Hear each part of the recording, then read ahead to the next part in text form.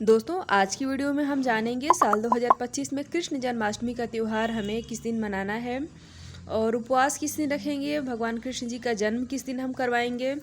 क्योंकि साल 2025 में बहुत ही कन्फ्यूज़न है। कन्फ्यूज़न ये है कि 2 दिनों की तिथि मिल रही है, तो ऐसे में हमें किस दिन व्रत करना है।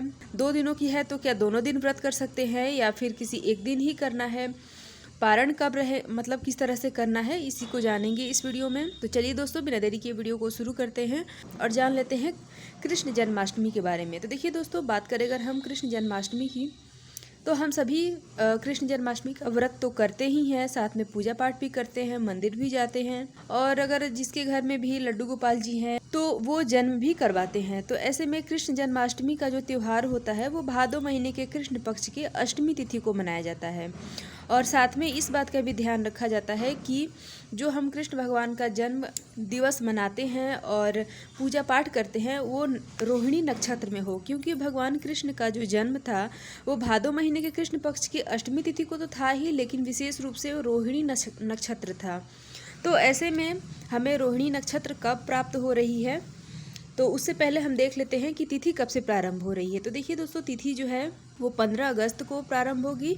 15 अगस्त 2025 को रात में 11:50 पे और समाप्त हो रही है 16 अगस्त को रात में 9:34 पे। तो दोस्तों इस तरह से देखें तो हमें 2 दिनों की तिथि मिल रही है।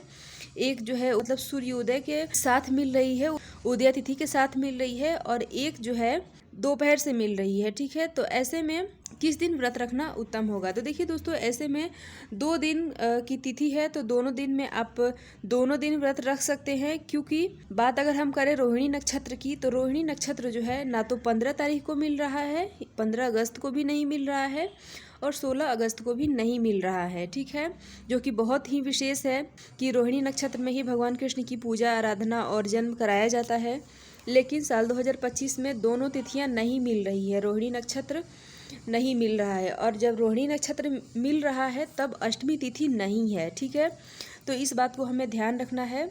15 को भी करें या फिर 16 को भी करें, रोहिणी नक्षत्र तो हमें किसी भी दिन नहीं मिल रहा है। ठीक है, तो अब देखिए ऐसे में व्रत किस दिन करना उत्तम होगा। तो अधिकतर लोग का मत है कि उदय तिथि के अनुसार जो तिथि हमें मिल रही है यानी कि 16 अगस्त को व्रत रखने का मत है। और आप अगर चाहें तो 15 अगस्त को भी व्रत रख सकते हैं, चाहे तो 16 अगस्त को भी व्रत रख सकते हैं। अब देखिए दोस्तों, पूजा का जो टाइम है वो है को आधी रात को होता है, तो लगभग एक ही टाइम है पूजा का। आधी रात में 12:04 से लेकर 12:47 तक का जो टाइम है वो है निशिता काल का समय। और ऐसे में और इसी टाइम पे जो है भगवान कृष्ण का जन्म हुआ था और उसी दिन हम पूजा पाठ करते हैं, रात में ही पूजा पाठ करते हैं और उनका जन्म करवाते हैं। ठीक है, तो दोस्तों अगर हम बात करें रोहिणी नक्षत्र की, तो देखिए रोहिणी नक्षत्र जो है वो 17 अगस्त को हमें मिल रहा है। 17 अगस्त को दिन होगा रविवार, सुबह में 4:38 पे और समाप्त हो जा रहा है 18 अगस्त को दिन होगा सोमवार, सुबह में 3:17 पे।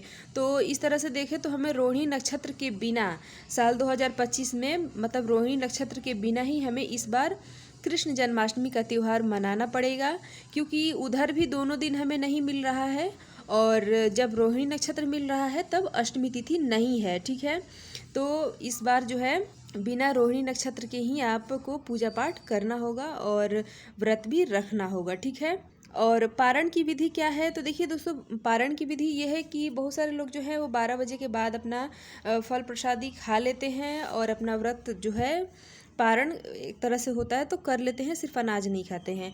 और बहुत सारे लोग जो हैं अगले दिन करते हैं। तो ऐसे में जो लोग 15 अगस्त को व्रत रखे हैं उनका पारण हो जाएगा 16 अगस्त को। ठीक है, तो दोस्तों देखिए, पारण में भी रोहिणी नक्षत्र और अष्टमी तिथि युक्त जो डेट होता है, जो समय होता है, जो दिन होता है, उसमें हमें पारण नहीं करना चाहिए।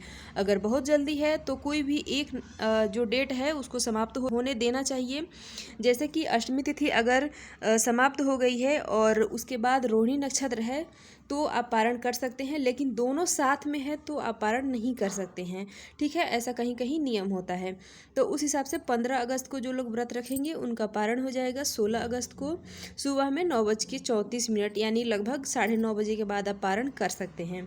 और जो लोग भी 16 अगस्त को व्रत रखेंगे उनका पारण हो जाएगा सुबह में 5:51 के बाद। ठीक है, तो आप जो है दोनों में से किसी एक दिन व्रत रख के पूजा पाठ आराधना कर सकते हैं और पारण को ध्यान में रख के पारण भी कर सकते हैं। ठीक है, तो यही है साल 2025 में कि हमें जो है रोहिणी नक्षत्र और अष्टमी तिथि साथ में नहीं मिल रही है और बिना रोहिणी नक्षत्र के ही हमें इस बार कृष्ण जन्माष्टमी का त्यौहार और व्रत जो है वो मनाना पड़ेगा। ठीक है, तो आशा करती हूँ कि ये जन्माष्टमी की जानकारी आपको अच्छी लगी होगी।